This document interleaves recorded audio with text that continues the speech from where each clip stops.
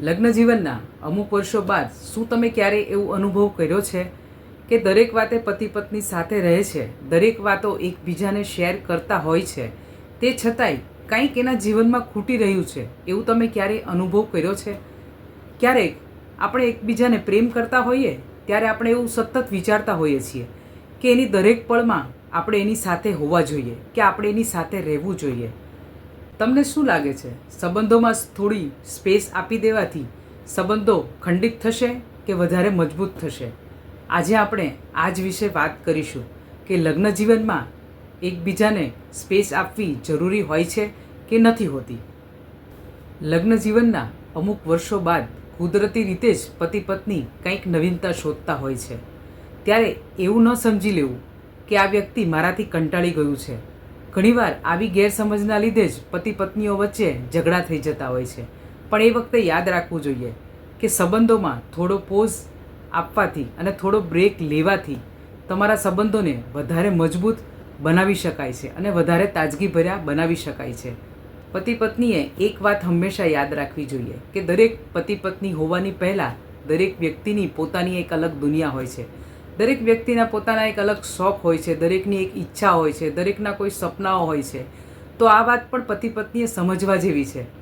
પતિ પત્ની જો એકબીજાના સપના પૂરા કરવામાં, એકબીજાના શોખ પૂરા કરવામાં એકબીજાના સહભાગી થાય તો જીવનમાં કંઈક નવીનતા લાવી શકાય છે. નવા રંગો ઉમેરાતા જશે, બંને વચ્ચે નવી વાતો નવી ઊભી થશે. તો એના લીધે તમારા સંબંધો વધારે મજબૂત બનતા જશે. એટલે જ દરેક પતિ પત્નીએ એકબીજાને સ્પેસ આપવી ખૂબ જરૂરી છે. જો તમે એ વ્યક્તિને થોડી સ્પેસ નહીં આપો તો એ વ્યક્તિ પોતાના શોખ સતત પોતાના અંદર દબાવ્યા કરશે અને ધીરે ધીરે એ વ્યક્તિ અંદરથી એકદમ ખતમ થઈ જશે. સાથે રહેવું એનો મતલબ એવો બિલકુલ નથી કે એ વ્યક્તિના દરેક શ્વાસે આપણે એની સાથે રહેવું. ક્યારેક સાથે રહેવું એનો મતલબ એવો કરી શકાય છે કે એને જરૂર પડે સામેવાળાને ત્યારે આપણે એને થોડી સ્પેસ આપવી જોઈએ અને એને જરૂર પડે ત્યારે આપણે એની સાથે જ હોઈએ. તો એ રીતે પણ આપણે એને સાથ આપી જ શકીએ છીએ. લગ્ન જીવનમાં સ્પેસનું કેટલું મહત્ત્વ રહેલું છે એ તમને બધાને સમજાઈ ગયું હશે. પણ હવે બસ થોડોક સમજદારી વાપરીને દરેક પતિ પત્નીએ આ વસ્તુ ઉપર ધ્યાન આપવાની ખૂબ જરૂરત છે.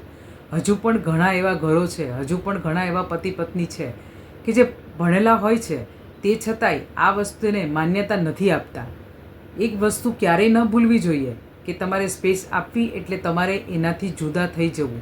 સ્પેસ આપવી એટલે એ વ્યક્તિની પોતાની ઇન્ડિવિજ્યુઅલ એક લાઈફ છે, એને જીવવા માટે રજા આપવી, એને સહમતિ આપવી, એને સહકાર આપવો.